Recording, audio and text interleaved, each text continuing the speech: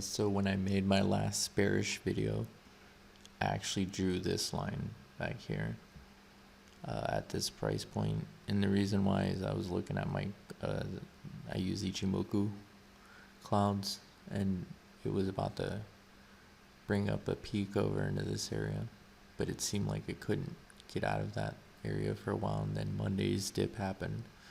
And then with that massive amount of buying that came in on the dip, right, on the crash per se, and the projected time series also did not push past that, even with the massive amount of buying.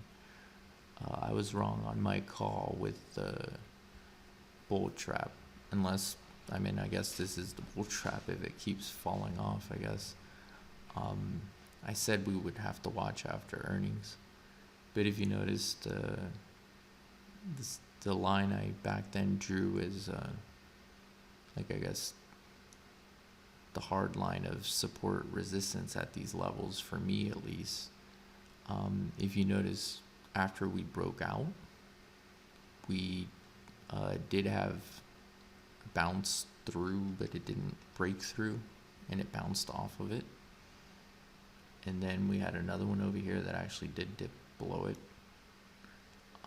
I don't have the other indicators up, but it bounced off of it. And then here's one that tapped it.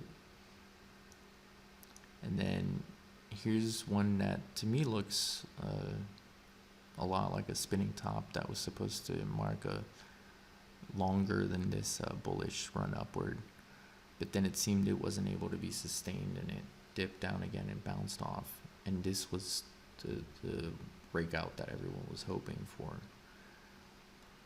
Because of earnings and everything, like, it's, obviously everything's not performing as well, and Amazon brought a lot of it down with it. But this is futures, and the thing about it I noticed is, and I say this a lot, where old supports become new resistances, or new resistances become, or old resistances become new supports.